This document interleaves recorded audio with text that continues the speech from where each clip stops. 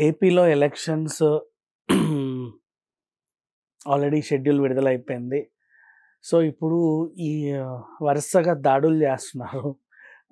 I mean IT దాడులు, ED సోదాలు రకరకాలవన్నీ జరుగుతున్నాయి. కాకపోతే ఏంటంటే, ఎక్కడెక్కడ ఎవరిని టార్గెట్ చేస్తున్నారు అనేది తెలియకపోగా నిన్న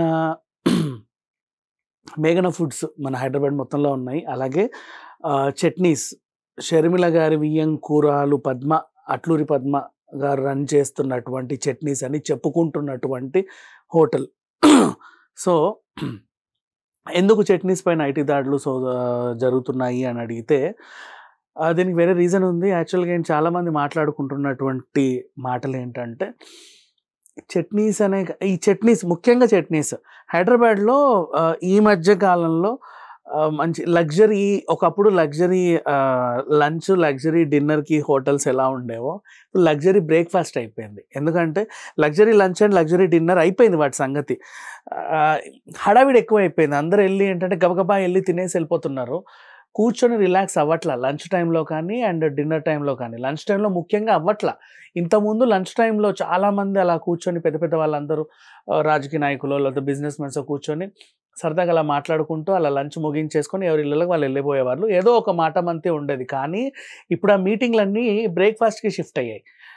లగ్జరీ బ్రేక్‌ఫాస్ట్‌లు వచ్చేసాయి. ఒక ఇడ్లీ ఆర్డర్ చెప్తే 150, 200కి దోస ఇట్లాంటివి. అంటే మంచి లగ్జరీగా కూర్చొని పొద్దున్నే మంచి ఫ్రెష్ మైండ్స్‌తో వాళ్ళందరూ కూర్చొని బిజినెస్ లావాదేవీలు జరుపుకొని, మేము ఇలా అనుకుంటున్నామండి, ఇందులో పెట్టుబడి పెట్టాలనుకుంటున్నాము, ఈ విధంగా చేయాలనుకుంటున్నాము, మీరు మాకేం చేస్తారు, నేను మీకేం చేస్తాను అంటే బార్టర్ సిస్టమ్‌లో కొంతమంది, విన్ విన్ సిట్యుయేషన్‌లో కొంతమంది, లేకపోతే రెఫరల్ బిజినెస్ కొంతమంది ఇలా జరుగుతున్నాయి.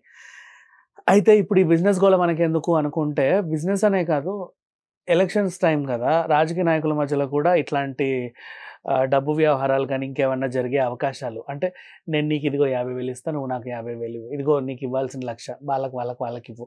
లేదు అనుకుంటే ఎవరికైనా డబ్బులు పంచాల్సి వస్తే వీళ్ళందరూ వచ్చి చక్కగా టిఫిన్ సెంటర్‌లో టిఫిన్ చేయడానికి వచ్చినట్టు కూర్చుంటారనమాట. తలా ఇంత ఇంత ఇచ్చేసి పంపిస్తారు.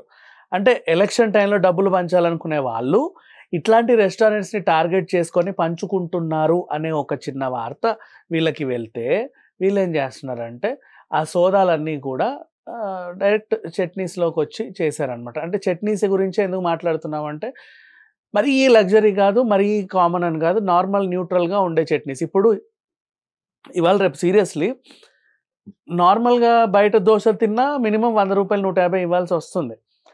ఇందులోనూ అంతే కాస్తో రూపాయి అటు ఇటు.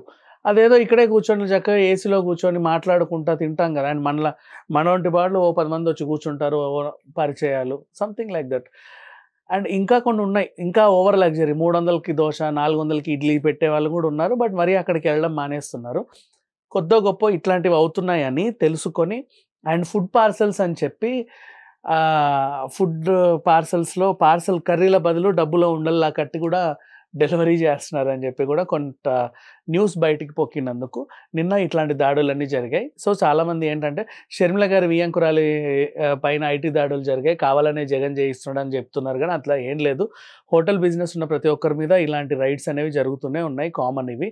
అంటే కార్‌లలో డబ్బులు పట్టుకెళ్ళట్లా, చేతుల్లో డబ్బులు పట్టుకెళ్ళట్లా, ఏవి చేయట్లా.